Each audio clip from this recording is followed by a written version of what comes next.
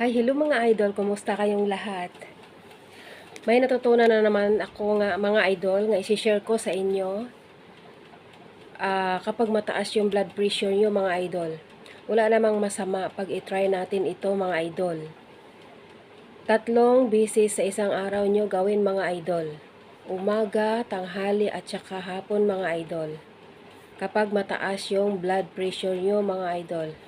Ganito lang yung daliri nyo mga idol sa dito sa dito sa center ng yung ilong mga idol dito. Kaya lang yung ilong ko mga idol walang buto. Kaya flat siya kasi wala siyang buto dito mga idol. Iwan ko kung nasaan napunta yung buto niyan. Ganyan nyo lang mga idol, ganon, ng 4 to 5 minutes mga idol. Ayun. Lalong napasama mga idol yung ilong ko. Try natin mga idol. Walang masama mga idol pag i-try natin, 'di ba?